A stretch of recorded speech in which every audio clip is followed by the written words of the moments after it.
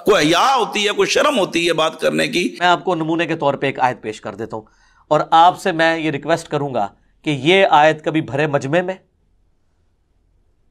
کبھی دوستوں کے اندر، کبھی اپنے خاندان کے لوگوں میں بیٹھ کے آپ اس آیت کو بیان کریں، اور اس کا ترجمہ جس مکتب فکر کے وہ ہے نا اسی کا ہی ترجمہ پڑھ کے آپ بتا دیں، اور پھر دیکھیں آپ کے ساتھ ہوتی کیا ہے۔ حالانکہ قرآن کی آیت ہے، ترجمہ بھی ان کے اپنے علماء نے کیا ہوا ہے، خواہ احمد بریلوی صاحب کا ترجمہ اٹھا لیں، اشرفی تھانوی صاحب کا اٹھا لیں، جونا گڑھی صاحب کا اٹھا لیں، فتح محمد جلندری کا اٹھا لیں، سید فرمان علی شاہ کا اٹھا لیں، میں نے سارے فرقوں کے علماء کے نام دے دیے۔ یہ سنیں جی آیت، سورۃ الاعراف، آیت نمبر 188۔ اعوذ باللہ من الشیطان الرجیم، بسم اللہ الرحمن الرحیم۔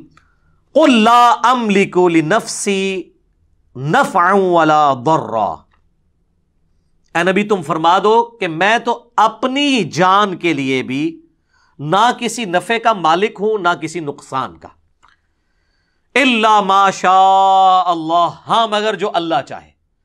تو اگر نبی علیہ السلام کو اپنی ذات کے حوالے سے اختیار نہیں ہے تو کسی دوسرے کو نفع دینا تو یہ بہت بڑی بات ہو جائے گی نا۔ نبی علیہ السلام کو اپنی ذات کے حوالے سے اختیار نہیں ہے تو کسی دوسرے کو نفع دینا تو یہ بہت بڑی بات ہو جائے گی۔ نبی علیہ السلام کو اپنی ذات کے حوالے سے اختیار نہیں ہے تو کسی دوسرے کو نفع دینا تو یہ بہت بڑی بات ہو جائے گی نا۔ یہ جو کچھ بیان کر رہے ہیں افسوس ان پر نہیں ہے، افسوس ان لوگوں پر ہے جو ان کی بات کو سن کر راہ راست سے ہٹ رہے ہیں۔ بھئی شیطان کا کام ہے اس نے لوگوں کو سیدھے راستے سے ہٹانا ہے، اب وہ اپنے کام میں لگا ہوا ہے، اب سب لوگ جو ہے لاٹھی اٹھا کر اس کے پیچھے دوڑ پڑیں۔ بھئی اللہ پاک نے اس کو بنایا ہے اور اس نے اللہ پاک کے حکم کی نافرمانی کی ہے، اب وہ راندہ درگاہ ہے، اب وہ نہیں چاہتا کہ میں اگر راہ راست پر نہیں ہوں، میں اگر جہنم میں جاؤں گا تو اکیلا کوئی جاؤں، میں تو اوروں کو بھی لے کر جاؤں گا ساتھ میں، تو وہ تو اپنے کام پہ لگا ہوا ہے۔ مقصد یہ ہے کہ اللہ پاک نے ہمیں عقل شعور دیا ہے کہ ہم سوچیں سمجھیں کہ سیدھا راستہ کون سا ہے اور غلط راستہ کون سا ہے۔ بھائی جو کام اس کا ہے وہ تو کر رہا ہے، اب افسوس ان لوگوں پر ہے جو اس کی باتوں کو سن کر جو ہے وہ بزرگوں کا راستہ چھوڑ دیتے ہیں، دین کا راستہ چھوڑ دیتے ہیں، اسلام کے جو معمولات ہیں، جو اسلام کے معزز و محترم شخصیات ہیں ان کے خلاف ہو جاتے ہیں۔ افسوس ان لوگوں پر ہے۔ اب دیکھیں کہ کوئی شخص ان صاحب سے پوچھے کہ بھائی آپ نفع دے سکتے ہیں یا نہیں، نقصان دے سکتے ہیں یا نہیں، ہزاروں مرتبہ آپ اپنے گفتگو میں بتا چکے ہیں کہ میری وجہ سے یہ ہو گیا، میری وجہ سے وہ ہو گیا، تو آپ لوگوں کو فائدہ دے رہے ہیں یا نہیں بقول آپ کے؟ آپ صرف اتنا کلیئر کریں کہ آپ فائدہ دے سکتے ہیں یا نہیں، آپ تو دے ہی نقصان رہے ہیں نا۔ تو اگر آپ نقصان اور نفع دینے کی صلاحیت رکھتے ہیں تو کیا خیال ہے جو افضل البشر ہیں، جو افضل الانبیاء ہیں، جو باعث وجہ تخلیق کائنات ہیں، ان کے بارے میں یہ کہنا کہ وہ تو کس چیز کے نفع ہی نہیں دے سکتے، حضور علیہ السلام کو اختیار ہی نہیں ہے، نبی پاک علیہ السلام کو کوئی اختیارات نہیں ہے، کوئی نفع ہی نہیں ہے۔ تو میں یہ پوچھتا ہوں کہ آج جو آپ کلمہ پڑھ رہے ہیں، اپنے آپ کو کلمہ کو کہتے ہیں، مسلمان کہتے ہیں، اور پوری دنیا میں اسلام جو پھیلا ہے، کیا یہ حضور علیہ السلام کا نفع نہیں ہے؟ کیا نبی پاک علیہ السلام کا دیا ہوا فائدہ نہیں ہے؟ کیا حضور علیہ السلام کا یہ فیض عام نہیں ہے جو مشرق سے مغرب، شمال سے جنوب تک جو ہے وہ لوگ ہدایت پا رہے ہیں؟ آپ گھر گھر میں قرآن پاک پڑھا جا رہا ہے، یہ حضور علیہ السلام کا فیض نہیں ہے؟ یہ نبی پاک علیہ السلام کا دیا ہوا فائدہ نہیں ہے؟ عجیب باتیں ہیں اور ایسی ایسی باتیں جو انسان کی عقل میں نہیں آتی۔ اب کو بندہ سوچے، آپ تو سرکار علیہ السلام کی بات کرتے ہیں، اللہ نے تو کائنات میں کوئی چیز بھی بے فائدہ نہیں بنائی، بیکار نہیں بنائی۔ اب یہ پانی ہے، کیا خیال ہے پانی نفع دیتا ہے یا نہیں دیتا؟ پانی کا نقصان ہے یا نہیں ہے؟ آپ پانی میں نفع نقصان مانتے ہو کہ نہیں مانتے؟ یہ آگ ہے، کیا خیال ہے نفع نہیں دیتی؟ اگر آگ نہ جلے آپ روٹی کھا سکتے ہیں؟ اگر آگ نہ ہو تو کیا کچھ پکایا جا سکتا ہے؟ آگ نفع دے سکتی ہے یا نہیں دے سکتی؟ نقصان دے سکتی ہے کہ نہیں دے سکتی؟ یہ موبائل فون ہے، یہ کتابیں ہیں، یہ لائبریری ہے، یہ جناب دنیا جہان کی اشیاء ہیں، یہ ساری کی ساری کارآمد ہیں یا نہیں ہیں؟ اور بھائی ان چیزوں میں نفع کس نے رکھا ہے؟ اب یہاں یہ کہنا کہ حضور علیہ السلام بذات خود، بھائی بذات خود کون کہتا ہے؟ ہم یہی کہتے ہیں کہ اللہ پاک کی عطا سے میرا نبی نفع دیتا ہے۔ حضور علیہ السلام کے پاس جو کچھ ہے وہ اختیارات، کمالات، وہ نفع وہ اللہ پاک کا عطا کیا ہوا ہے۔ تو جو خالق کائنات آگ میں، پانی میں، مٹی میں، ہوا میں، کتابوں میں، موبائل میں، دنیا جہان کی ہر چیز میں تاثیریں رکھ سکتا ہے کہ وہ فائدہ بھی دے سکتی ہے، نقصان بھی دے سکتی ہیں، تو کیا خیال ہے جو انسان ہے اشرف المخلوقات ہے، اور پھر انسانوں سے اعلیٰ مومن ہے، مومنوں سے پھر آگے ولایت، غوثیت، قطبیت، ابدال، اوتاد، پھر تابعی، پھر صحابہ کرام، پھر رسول، پھر اولو العزم رسول، پھر نبی پاک امام الانبیاء سید الانبیاء کی ذات مقدسہ. کوئی حیا ہوتی ہے، کوئی شرم ہوتی ہے بات کرنے کی کہ حضور علیہ الصلوۃ والسلام نفع نہیں دے سکتے.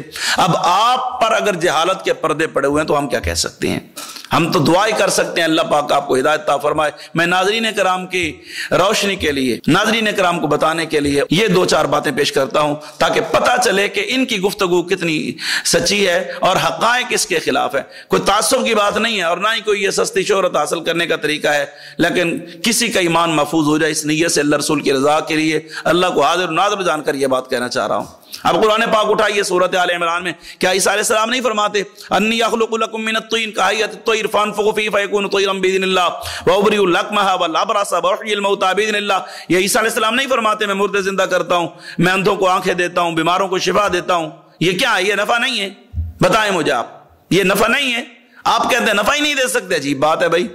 آئیے میں آپ کو احادیث مبارکہ پیش کرتا ہوں. کیا نبی پاک علیہ الصلوۃ والسلام کے اختیارات نہیں ہیں؟ یہ چیزیں آپ نے خود نوٹ کرنا ہے کہ حضور علیہ الصلوۃ والسلام کے اختیارات کتنے ہیں. اب نبی پاک علیہ السلام نے ایک یہودی سے گھوڑا خریدا، بڑا مشہور واقعہ حضرت خزیمہ والا. اب وہ وقت مقررہ سے پہلے ہی اس نے ڈیمانڈ کر دی کیونکہ پیسے ادھار تھے. گھوڑا سرکار علیہ السلام نے لے لیا تھا، پیسے بعد میں دینے تھے، اس نے پہلے ہی مطالبہ کر دیا.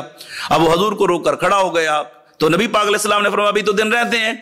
تو وہ کہتا گواہ پیش کرو. اب گواہ تو کوئی تھا نہیں اور جو صحابی آتے وہ خاموش ہو کر کھڑے ہو جاتے کہ ابھی گواہ تو ہے نہیں. تو حضرت سیدنا خزیمہ آ گئے. نبی پاک علیہ السلام کا جب یہ معاملات دیکھا تو عرض کرتے ہیں یا رسول اللہ میں گواہی دیتا ہوں کہ آپ نے فلاں دن کا ہی کہا تھا، ابھی دن باقی ہیں، آپ سچ فرما رہے ہیں. یہودی مایوس ہو گیا کہ گواہ آ گیا. اب وہ سب کے سامنے وہ تو نہیں کہہ سکتا تھا کہ آپ نہیں تھے. اب جب وہ چلے گئے تو حضور علیہ السلام نے حضرت خزیمہ کو فرمایا بھائی تم تو تھے نہیں تو تم نے کیسے گواہی دے دی؟ تو حضرت خزیمہ عرض کرتے ہیں یا رسول اللہ صلی اللہ علیہ وآلہ وسلم یہ کیا بات ہوئی؟ ہم نے تو خدا کو نہیں دیکھا، ہم نے تو اللہ کو بغیر دیکھے آپ کی زبان پر اعتبار کر کے مان لیا. آپ نے فرمایا جنت ہے ہم نے مان لیا، آپ نے فرمایا دوزخ ہے ہم نے مان لی، آپ نے جو فرمایا ہم نے مان لیا، سب کچھ آپ کی زبان پر اعتبار کر کے ہم نے مان لیا ہے. تو کیا خیال ہے کہ اب آپ فرمائیں کہ میں نے فلاں دن کا وعدہ کیا تھا اور ہم گواہی نہ دیں؟ ہمارا ایمان ہے آپ جو بولتے ہیں سچ بولتے ہیں. اب نبی پاک علیہ السلام نے فرمایا خزیمہ آج کے بعد تیری ایک کی گواہی 2 کے برابر ہوگی. حالانکہ شریعت میں گواہ 2 ہوتے ہیں، مطلب کوئی معاملہ ہے 2 گواہ، پھر آگے 2 4 3 جتنے بھی ہوں، لیکن یہاں نبی پاک علیہ السلام نے ایک مرد کی گواہی کو 2 کے برابر قرار دیا. یہ اختیار نہیں ہے حضور علیہ السلام کا. اور کیا وہ بھول گئے؟ آپ کو وہ حدیث سمجھ نہیں آتی؟ نبی پاک علیہ السلام کی بارگاہ میں ایک شخص حاضر ہوا، یا رسول اللہ حالت روزہ میں ماہ رمضان میں اپنی بیوی پر واقع ہو گیا، میں بیوی کے ساتھ ہم بستری کر بیٹھا. تو نبی پاک علیہ السلام نے فرمایا جاؤ جا کر 60 مسکینوں کو کھانا کھلاؤ. اس نے کہا یا رسول اللہ بڑا غریب ہوں. فرمایا جاؤ غلام آزاد کرو. یا رسول اللہ پیسے نہیں ہیں. حضور علیہ السلام نے ارشاد فرمایا نہ تو غلام آزاد کر سکتا ہے نہ تو کھانا کھلا سکتا ہے، تو میں کیا کروں؟ نہ نبی پاک نے یہ نہیں فرمایا. اب حضور کا اختیار دیکھیں. حضور نے فرمایا بیٹھ جا. بیٹھ گیا. اب نبی پاک علیہ السلام کی بارگاہ میں کھجوروں کا ٹوکرا آیا. اب حضور علیہ السلام فرماتے ہیں کون ہے جس نے وہ روزہ توڑا ہے؟ حضور میں ہوں. کھڑا ہو گیا. سرکار نے فرمایا جا یہ ٹوکرا اٹھا غریبوں کو بانٹ، تیرا کفارہ ادا ہو گیا. آپ بتائیں یہ نہ روزے رکھے ہیں اس نے، نہ اس نے کھانا کھلایا ہے، اور ٹوکرا بھی حضور علیہ السلام نے فرمایا آگے سنو، آگے دل پر ہاتھ رکھ کر دل تھام کر بات سنیں، آگے سنیں. نبی پاک علیہ السلام کی بارگاہ میں تھوڑی دیر بعد واپس آ گیا. سرکار نے فرمایا تو نے کھجوریں نہیں تقسیم کی؟ یا رسول اللہ مجھ سے بڑھ کر کوئی غریب ہی نہیں ہے. تو نبی پاک علیہ السلام مسکرائے. فضحک النبی صلی اللہ تعالی علیہ وسلم حتی بدت نواجزہ، حضور کے دندان مبارک ظاہر ہو گئی، اتنا مسکرائے. نبی پاک علیہ السلام نے فرمایا کل انت وعیالک، تو کھا اور اپنے بچوں کو کھلا، تیرا کفارہ ادا ہو گیا. کیا یہ اختیار نہیں ہے؟ کیا حضور علیہ السلام کو اللہ نے بے اختیار بنایا ہے؟ اب یہ آسانی پیدا نہیں کی گئی، کیا اس کو فائدہ نہیں ہوا؟ نبی پاک علیہ السلام کے اختیار کوئی ایک کو تو بتائیں. کیا مولا علی پاک کو نبی پاک نے نہیں فرمایا علی میرے اور تیرے علاوہ جنبی حالت میں کوئی مسجد نبی میں نہیں آ سکتا؟ کیا یہ حضور علیہ السلام کا اختیار نہیں ہے؟ کیا نبی پاک علیہ السلام نے مولا علی کو یہ نہیں فرمایا کہ ہر شخص کو اجازت ہے 4 شادیاں بیک وقت اگر استطاعت رکھتا ہے تو 4 نکاح کر سکتا ہے؟ فانکحوا ما طاب لکم من النساء مثنی وثلاث ورباع. کیا یہ نبی پاک علیہ السلام نے نہیں فرمایا؟ علی سن، ہر مرد 4 شادیاں کر سکتا ہے، لیکن جب تک تیرے نکاح میں میری بیٹی سیدہ طیبہ طاہرہ زاہدہ عابدہ کاملہ اکملہ سیدہ کائنات سیدہ خاتون جنت سلام اللہ علیہ موجود ہیں تو دوسرا بھی نہیں کر سکتا. یہ حضور کا اختیار نہیں ہے؟ کیا وہ بھول گئے کہ سراقہ بن مالک کو جب اس نے مکہ المکرمہ سے ہجرت کے موقع پر نبی پاک علیہ السلام کا پیچھا کیا اور اس کو زمین نے پکڑ لیا، جکڑ لیا، دھنس گیا زمین میں، اس نے معافی مانگی تو نبی پاک علیہ السلام نے کیا فرمایا تھا؟ فرمایا میں تیرے ہاتھوں میں کسرا کے کنگن دیکھ رہا ہوں، آپ سونے کے کنگن، سونا مرد کے لیے حرام ہے۔ کیا نبی پاک علیہ السلام نے ان کو نہیں فرمایا؟ بتاؤ حضور نے اور پھر وہ لوگوں نے نہیں دیکھا وہ منظر اپنی آنکھوں سے۔ حضرت عمر فاروق رضی اللہ تعالیٰ عنہ کا دور خلافت، جب وہ فتح ہو گیا، مال و غنیمت آ گیا، سونے کے ڈھیر میں حضرت عمر پاک نے ہاتھ مارنا شروع کر دیا، کچھ تلاش کر رہے ہیں، پوچھا گیا کیا ہوا ہے؟ فرمایا کنگن تلاش کر رہا ہوں۔ جب کنگن مل گئے تو فرمایا بلاؤ سراقہ بن مالک کو، سراقہ آ گئے، فرمایا پہنو۔ عرض کی حضور مرد کے لیے سونا حرام نہیں ہے۔ آپ نے فرمایا میں نہیں جانتا کس کے لیے حرام ہے کس کے لیے حلال ہے، مجھے تو اتنا پتا ہے جو سرکار نے فرما دیا، سارے جہان کے مردوں کے لیے حرام ہے پر تیرے لیے حلال ہے۔ کیا یہ اختیار نہیں ہے حضور علیہ السلام کا؟ آپ کہتے اختیار نہیں ہے حضور علیہ السلام کو، آپ کہتے سرکار کو نفع نہیں ہے، ہیں جو منہ میں آئے بکے چلے جاتے ہو، تمہیں تو اپنی آخرت اور قبر کا فکر ہی نہیں ہے۔ سنو یہ حدیث مبارکہ نہیں ہے کہ حضرت سیدنا برہ رضی اللہ تعالیٰ عنہ کو نبی پاک علیہ السلام نے سونے کی انگوٹھی پہنائی اور انہوں نے پوری زندگی نہیں اتاری۔ لوگ بعد میں کہتے ہیں آپ سونا پہنتے ہیں، فرمایا مجھے امام الانبیاء سید الانبیاء نے پہنا ہے۔ اور کیا بھول گئے نبی پاک علیہ السلام کے اختیار کو؟ نبی پاک علیہ السلام فرما رہے ہیں اللہ نے لوگوں پر حج فرض کر دیا ہے۔ اب ایک صحابی کھڑا ہو کے کہتا ہے یا رسول اللہ ہر سال آمینہ، یا رسول اللہ صلی اللہ علیہ وسلم ہر سال۔ حضور خاموش ہو گئے، پھر حضور نے فرمایا تم پر حج فرض ہو گیا، پھر سرکار نے فرمایا تم پر حج فرض ہو گیا ہے، سرکار ہر سال، وہ پھر کھڑا ہو گیا، نبی پاک علیہ السلام خاموش ہو گئے۔ تیسری مرتبہ بھی اس نے کہا، سرکار نے کوئی جواب نہیں دیا۔ بعد میں نبی پاک علیہ السلام نے فرمایا اگر میں ہاں کہہ دیتا تو پھر ہر سال ہی ہر بندے پر حج فرض ہو جاتا۔ بتاؤ، حالانکہ زندگی میں ایک مرتبہ حج فرض ہے، یہ حضور علیہ السلام کا اختیار نہیں ہے، آپ کہتے اختیار ہی نہیں ہے۔ عجیب بات ہے بھائی۔ اور اگر میں دلائل پیش کروں تو بڑا لمبا ایک پیریڈ ہے، یہ اتنی احادیث مبارکہ ہیں حضور علیہ السلام کے اختیارات و کمالات کی، آپ کے فوائد کی کہ آپ کی سوچ سے باہر ہیں۔ میں آخری بات پیش کرتا ہوں، کیا وہ بات صحیح نہیں ہے؟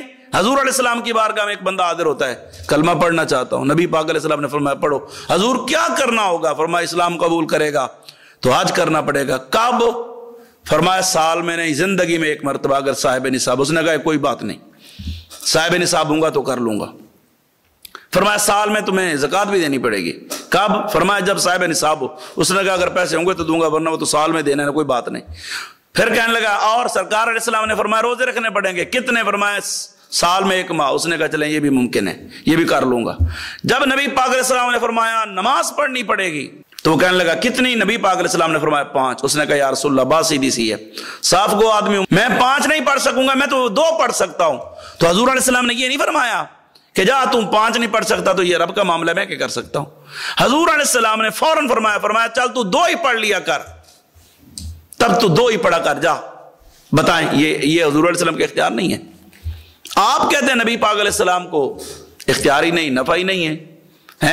رب کائنات تو فرماتا والا سوف یعطیک ربک فترضی، محبوب ہم نے تو آپ کو اتنا دینا ہے کہ آپ راضی ہو جائیں گے، ہم آپ کو راضی کر دیں گے۔ اللہ پاک تو محبوب کو انا اعطیناک الکوثر نہیں فرمایا، ہم نے آپ کو کوثر عطا فرمایا۔ یہ کوثر کیا ہے بتائیں؟ اب کوثر کی تشریح کے لیے بھی وقت چاہیے۔ آپ تو پڑھتے پڑھتے تھک جائیں گے لیکن کوثر کی تفسیر نہیں مکمل ہوگی، کوثر کی تشریح نہیں مکمل ہو سکتی۔ اللہ پاک نے حضور کو اگر کچھ نہیں دیا تو پھر کائنات میں کس کو دیا؟ چلیں یہی وضاحت کریں آپ۔ اگر حضور علیہ السلام نفع نہیں دے سکتے تو کائنات میں حضور سے بڑھ کر کون ہے جو نفع دے سکتا ہے؟ آپ یہ سوشل میڈیا کے ذریعے جو مرضی پھیلائیں، بقول آپ کے لوگوں کو فائدہ ہوتا ہے نقصان ہوتا ہے، تو کیا خیال ہے جو پوری کائنات کو مالک و مختار ہیں وہ کچھ نہیں دے سکتے؟ خوف خدا کر، اللہ تجھے ہدایت عطا فرمائے، ہم تو یہی دعا کر سکتے ہیں۔ الحمدللہ بزرگوں کا مسلک اعلیٰ حضرت الحمدللہ قرآن و سنت کے عین مطابق ہے۔ اللہ پاک ہم سب کو عمل کی توفیق بخشے، آمین۔